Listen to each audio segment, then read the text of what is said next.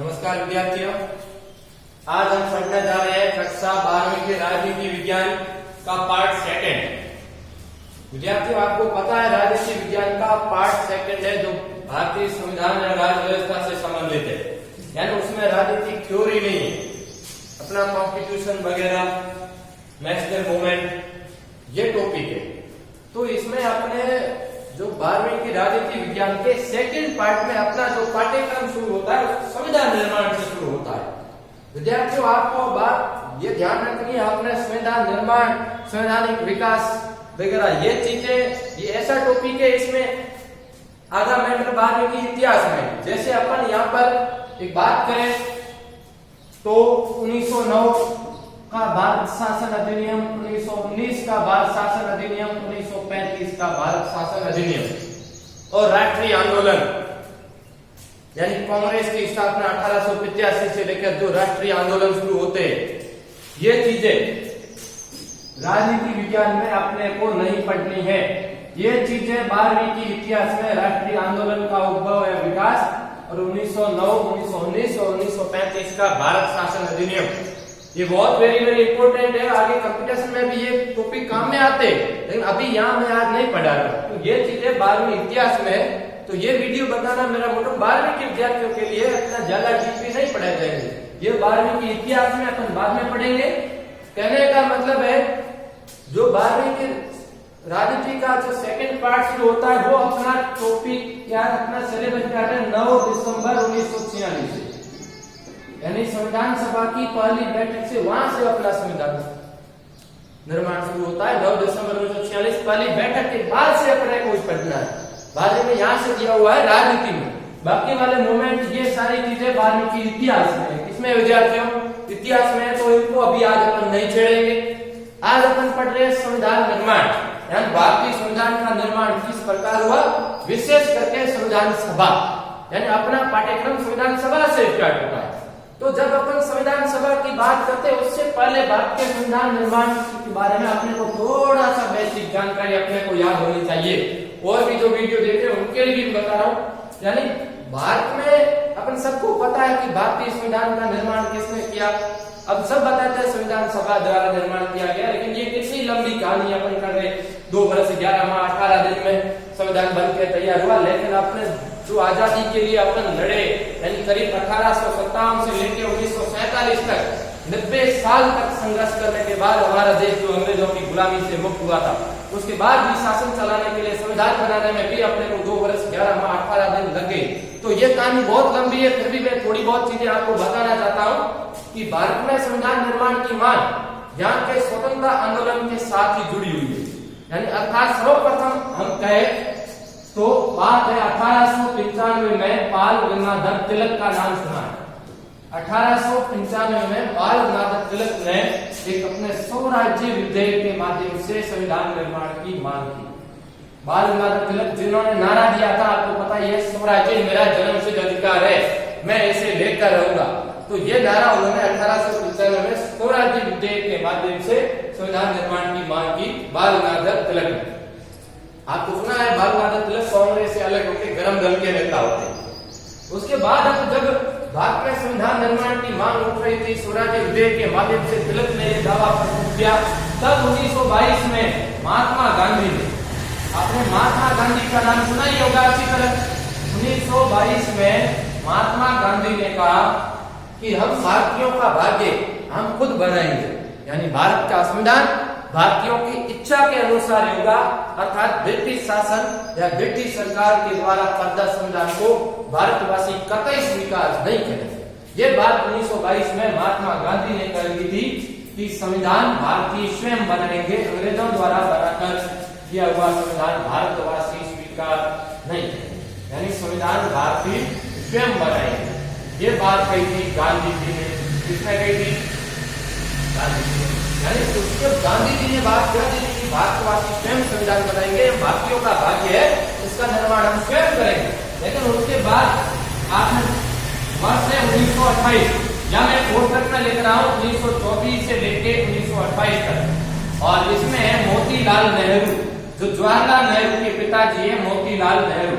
मोतीलाल नेहरू ने नेहरू रिपोर्ट के माध्यम से संविधान निर्माण की कोशिश की, यानी उनका भी ये प्रयास असफल हुआ। यानी अपने को ये ध्यान रखना है, 1928 में नेहरू रिपोर्ट प्रस्तुत की थी मोतीलाल नेहरू ने। उन्होंने नेहरू रिपोर्ट के माध्यम से संविधान निर्माण की मांग की, लेकिन ये भी कार्य असफल हुए। और नेहरू रिपोर्ट इनको 1924 से 28 4 वर्ष तक, ये कई बार ऐसा पूछा जाता है, इसलिए मैंने पोस्टक में लिखा है। ये 3 चीजें अपने तिलक का बात सुनी, महात्मा गांधी के बारे में पढ़ा, मोतीलाल नेहरू के बारे में पढ़ा।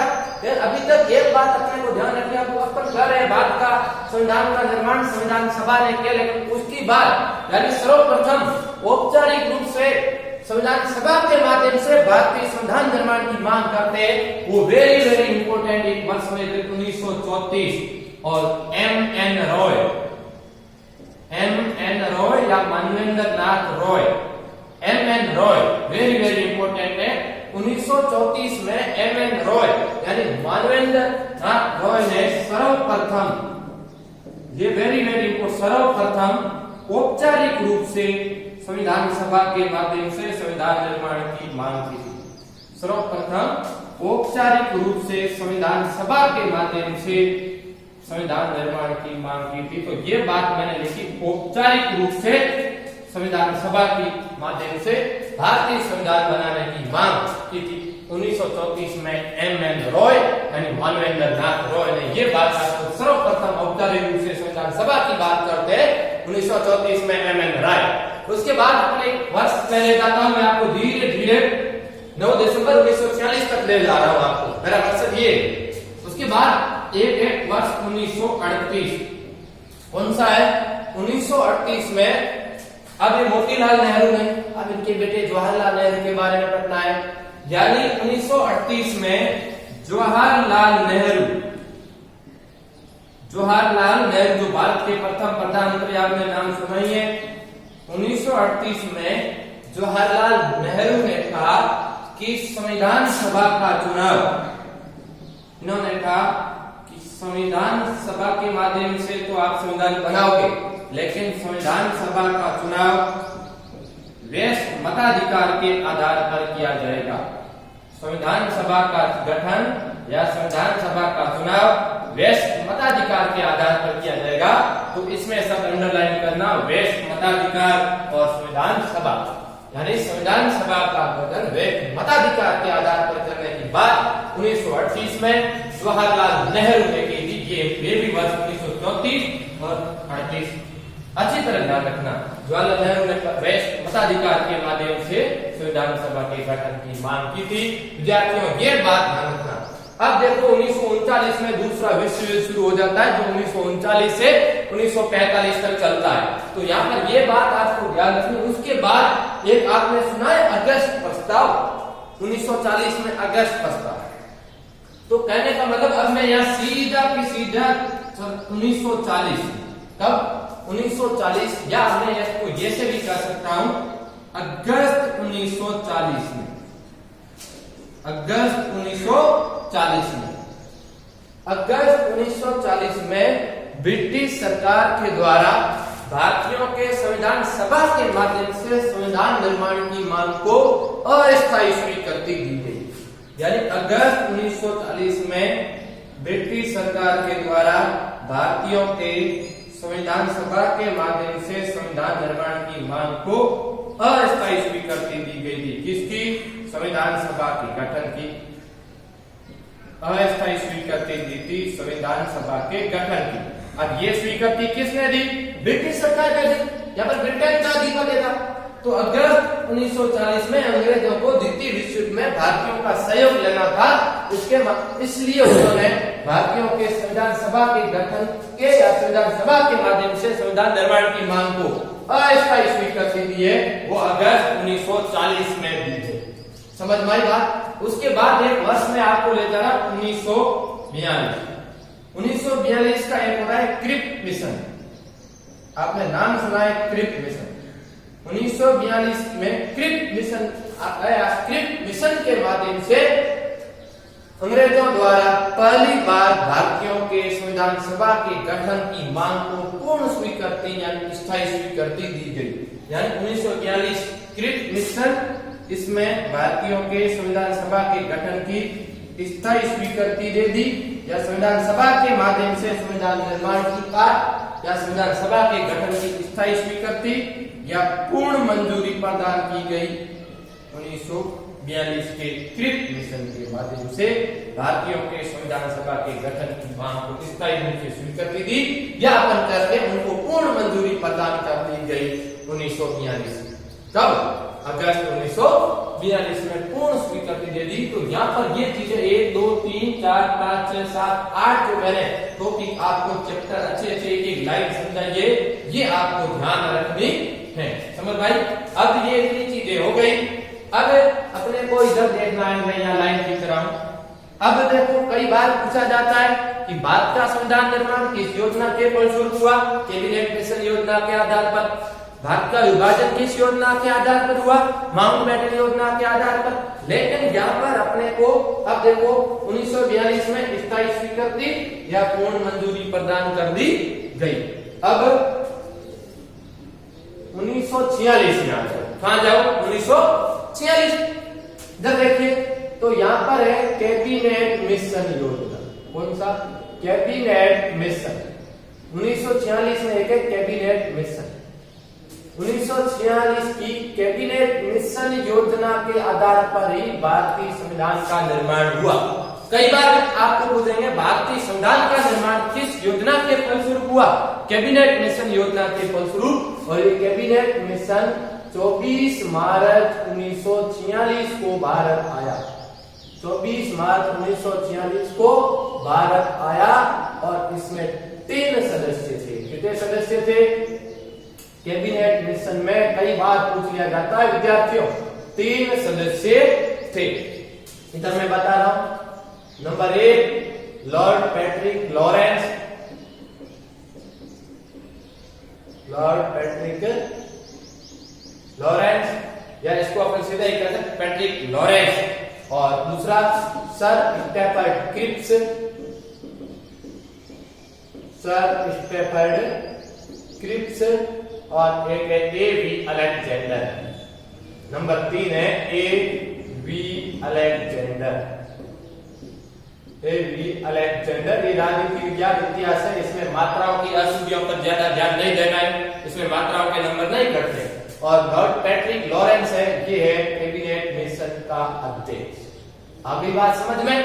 अब 1946 का कैबिनेट मिशन यानी 24 मार्च 1946 को कैबिनेट मिशन भारत आया, जिसका मुख्य उद्देश्य था भारतीयों को शांतिपूर्ण ढंग से सत्ता हस्तांतरित करना तथा संविधान सभा का गठन करना। इसी उद्देश्य को लेकर कैबिनेट मिशन भारत आया कि भारत में संविधान सभा का गठन करना है और शांतिपूर्ण तरीके से भारतीयों को सत्ता हस्तांतरित करनी है। यही उद्देश्य लेके कैबिनेट मिशन 24 मार्च 1946 को भारत आया।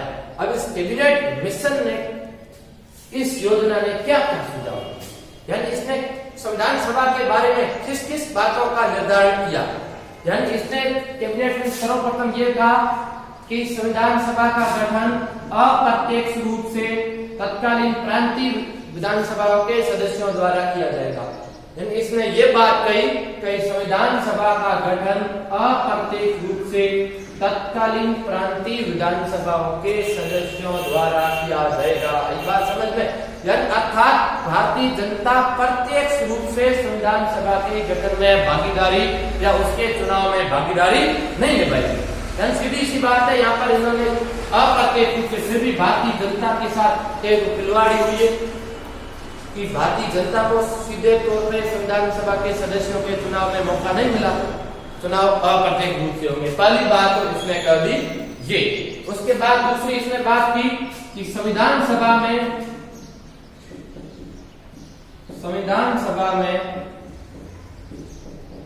389 सदस्य होंगे। 38 इसने कहा संविधान सभा में कुल 389 सदस्य होंगे। कितने? 389 सदस्य होंगे। उसमें से इसने कहा 292 ब्रिटिश भारतीय प्रांतों से, 292 होंगे ब्रिटिश भारतीय प्रांतों से, 4 चीफ कमिश्नरी क्षेत्रों से, 4 चीफ कमिश्नरी क्षेत्रों से और 93 देशी रियासतों से। 93 होंगे देशी रियासतों से। यहां पर भी भारतीयों के साथ खिलवाड़ की किसने? कैबिनेट मिशन ने। पहली बात, संविधान सभा का गठन अप्रत्यक्ष रूप से होगा। फिर कहा कि संविधान सभा में कुल 389 सदस्य होंगे, जिसमें 292 ब्रिटिश भारतीय प्रांतों से और 4 चीफ कमिश्नरी क्षेत्रों से और 93 देशी रियासतों से। आई बात समझ में? अब इसमें भी इन्होंने क्या कहा कि दूसरी बात है, इन्होंने कहा कि जो देशी रियासतों के जो प्रतिनिधि है, देशी रियासतों के प्रतिनिधि मनोनीत होंगे, यानी उनका निर्वाचन नहीं होगा। और मनोनीत कौन करेगी? जो ब्रिटिश सरकार है, जिस रियासत से उनके अच्छे संबंध है, उसी सदस्य को मनोनीत करेंगे। यानी हर जगह भारतीयों के साथ धोखा किया इस कैबिनेट मिशन की बात कर। संविधान निर्माण में पहले तो संविधान सभा अप्रत्यक्ष रूप से करवा दी, 389 सदस्य होंगे, 292 ब्रिटिश भारतीय प्रांतों से, 4 चीफ कमिश्नरी क्षेत्रों से, 93 देशी रियासतों से और वो भी देशी रियासतों के प्रतिनिधि मनोनीत होंगे। चौथी बात उन्होंने कर दी कि देशी रियासतों के प्रतिनिधि मनोनीत होंगे।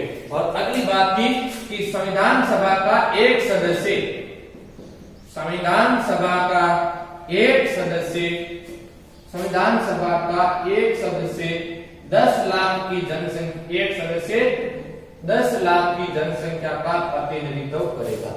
संविधान सभा का एक सदस्य लगभग 10 लाख जनसंख्या का प्रतिनिधित्व करेगा।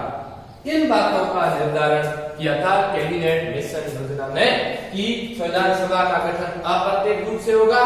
संविधान सभा में कुल कितने सदस्य होंगे? 389 सदस्य होंगे, 292 ब्रिटिश भारतीय प्रांतों से, 4 चीफ कमिश्नरी क्षेत्रों से और 93 देशी रियासतों से। और अगली बात कर दी कि देशी रियासतों के प्रतिनिधि संविधान सभा में मनोनीत होंगे।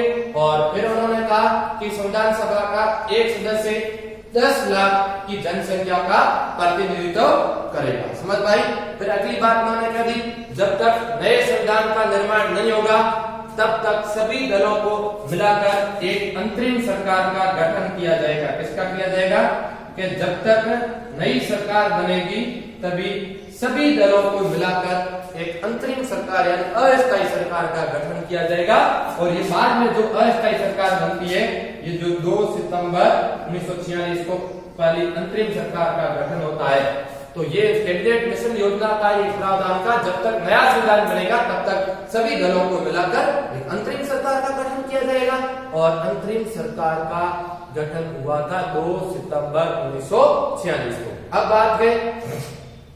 अब अपन बात करें कि जुलाई, अब अपन मार्च कैबिनेट मिशन मार्च आते हैं तो जुलाई 1946 में संविधान सभा के कुल 296 सदस्यों के लिए चुनाव हुआ। जुलाई 1946 में संविधान सभा के कुल 296 सदस्यों के लिए चुनाव हुआ। कितने के लिए? जुलाई 1946 में संविधान सभा के कुल 296 सदस्यों के लिए चुनाव हुए। कितने सदस्यों के लिए चुनाव हुए?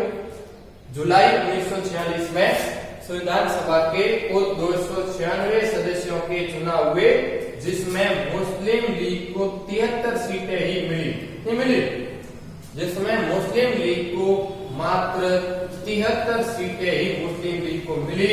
परिणाम स्वरूप मुस्लिम लीग ने संविधान सभा का बहिष्कार करना शुरू कर दिया। क्या करना शुरू कर दिया? अब ये कैबिनेट मिशन ने प्रावधान बनाए। उसके बाद जुलाई 1946 में 296 सदस्यों के लिए चुनाव हुए। क्यों भाई 296 के लिए क्यों हुए? विद्यार्थियों आप यहाँ कंफ्यूज मत हो। ये क्या कहा है कि कुल 389 सदस्य होंगे और ये चुनाव 296 सदस्यों के लिए क्यों हुए? क्योंकि विद्यार्थियों ये 93 सदस्य कैसे है? मनोनीत कर रहे हैं। तो मनोनीत कर रहे हैं तो उनका चुनाव नहीं होगा ना, मनोनीत का चुनाव होगा नहीं। तो जुलाई 1946 में 296 सदस्यों के लिए चुनाव हुए, जिसमें मुस्लिम लीग को मात्र 73 सीटें ही प्राप्त हुई। और परिणाम स्वरूप मुस्लिम लीग ने संविधान सभा का बहिष्कार करने का निर्णय लिया। और 16 अगस्त 1946 को मुस्लिम लीग ने प्रत्यक्ष कार्यवाही दिवस मनाया था, डायरेक्ट एक्शन डे। अगले ही महीने मुस्लिम लीग ने 16 अगस्त 1946 को प्रत्यक्ष कार्यवाही दिवस मनाया था, क्योंकि उसको संविधान सभा में सीटें मिली मात्र 73, तो उन्होंने संविधान सभा के बहिष्कार करने का निर्णय लिया और 16 अगस्त 1946 को प्रत्यक्ष कार्यवाही दिवस मनाया था। और यह प्रत्यक्ष कार्यवाही दिवस मनाया था मुस्लिम लीग ने। किसने मनाया था? मुस्लिम लीग। क्यों? क्योंकि जुलाई 1946 में 296 सदस्यों के चुनाव में उसको मात्र 73 सीटें प्राप्त हुई थी। कितनी सीटें प्राप्त हुई थी? 73 सीटें ही प्राप्त हुई थी और कांग्रेस को 208 सीटें मिली थी उसमें। समझ में आई बात?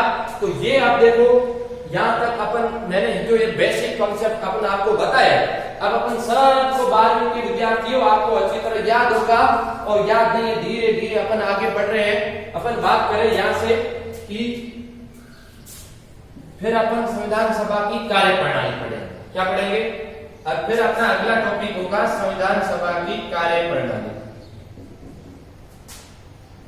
संविधान सभा की कार्यप्रणाली। संविधान सभा की कार्यप्रणाली। आज से अपनी कल से नई हेडिंग ये है, संविधान सभा की कार्यप्रणाली और प्रथम बैठक 9 दिसंबर 1946 से। तो विद्यार्थियों आपको ये बात ध्यान रखनी है, अपने 12वीं का पाठ्यक्रम संविधान सभा से स्टार्ट होता है और बीए फर्स्ट ईयर की अपन बात करें तो उसमें भी राजनीति विज्ञान का सेकंड पार्ट इसी संविधान सभा से स्टार्ट होता है। बाकी चीजें ये अपने 1919 का अधिनियम, 1909 का अधिनियम, ये सारी चीजें इतिहास में, राष्ट्रीय आंदोलन इतिहास में। समझ में आई बात? तो अब कल अगले क्लास में राजस्थान संविधान सभा की प्रथम बैठक जीती, पहले संविधान सभा की महत्वपूर्ण समितियां हैं कार्यप्रणाली में, कब कौन सी बैठक में कौन अध्यक्ष कब बने, उपाध्यक्ष कब बने, उद्देश्य प्रस्ताव कब रखा गया, ये चीजें आगे और अपन पढ़ेंगे। अब ये आपको बेसिक चीजें बताई, अभी सिलेबस अभी शुरू होगा, ये तो ट्रेलर है, फिल्म तो अभी बाकी है। ये तो सिर्फ आपको समझाया कि ये इस प्रकार अपना संविधान निर्माण हुआ है, बाकी चीजें अगली क्लास में अपन पढ़ेंगे। तो आज जो मैंने ये चीजें बताई, इसमें जो इम्पोर्टेंट करवाई, ये चीज आप एक बार अच्छी तरह विद्यार्थियों देख लेना और कल अगले वीडियो राजनीति विज्ञान में अपन संविधान सभा की कार्यप्रणाली का बनकर तैयार हुआ, लागू क्यों हुआ, उसका क्या कारण था कि 26 जनवरी को लागू करना, वो सारी की चीजें आगे वीडियो आते रहेंगे। इसलिए मेरा ये कहना है कि जिस किसी ने भी मेरा चैनल अभी तक सब्सक्राइब नहीं किया है वो मेरा तुरंत चैनल सब्सक्राइब कर लीजिए, बेल आइकन दबा दीजिए, ताकि जब भी मेरा वीडियो आएगा तो आपके मोबाइल की घंटी बज जाएगी और ये वीडियो आपको और अच्छे से अच्छे वीडियो मिलते रहेंगे, राजनीति विज्ञान के मिलते रहेंगे, इतिहास के वीडियो मिलते रहेंगे, 10वीं के सामाजिक विज्ञान के वीडियो मिलते रहेंगे। तो मेरा आग्रह है जो 10वीं 12वीं के विद्यार्थी उन तक ज्यादा से ज्यादा ये वीडियो पहुंचाने की कोशिश करें। धन्यवाद।